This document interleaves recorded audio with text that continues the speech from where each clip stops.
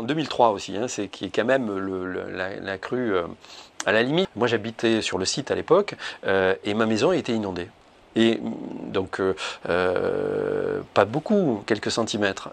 Mais moi, je l'ai vécu de façon plutôt positive. Parce que d'abord, je le savais que je serais inondé. Je veux dire, ma culture faisait que je savais que j'étais dans une zone inondable, que j'ai sorti ma famille, j'ai mis mes meubles sur des cairons, etc., etc. Et que dans la maison, il restait le chat et moi. Donc c'est vrai qu'on rentrait en botte dans la maison, pas le chat, mais moi. Et du coup, je l'ai vécu avec des belles images, je regarde les photos avec plaisir, et puis c'est une anecdote qui me...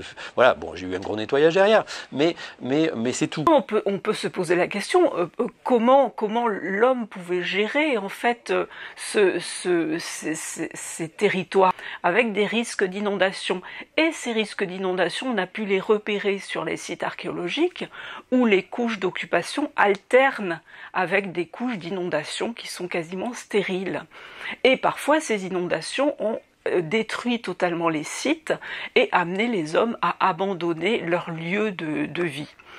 Mais le plus souvent, ces inondations n'ont pas réellement d'incidence sur l'occupation humaine et les hommes restent. Les occupations sont relativement pérennes. Parce que le fleuve est source de richesse. Hein, mais ça, c'est une réalité pour la Camargue, c'est une réalité dans le monde entier. C'est-à-dire que vous avez quand même, en fonction de l'acceptation ou non du risque inondation comme faisant partie du jeu, et donc du jeu de l'endroit où vous vivez, de l'écosystème où vous vivez, une appréhension qui est très différente de la chose. Il y a des gens qui ont été traumatisés parce que l'eau est rentrée, c'est un viol.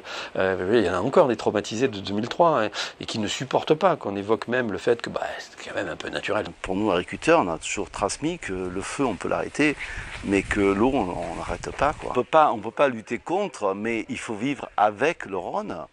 Il faut d'abord le connaître, le comprendre, connaître son territoire et tous ses affluents, connaître les précipitations qui viennent alimenter son bassin versant, pour pouvoir protéger sérieusement les populations qui vivent au bord du Rhône, avec un esprit de partage de richesse, mais aussi de solidarité amont-aval. L'aspect sécurité des populations par rapport aux inondations ont beaucoup augmenté.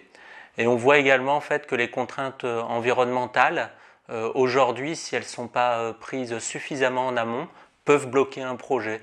Donc au final, on va dire l'environnement et la sûreté sont devenus en fait les deux piliers en fait de notre activité.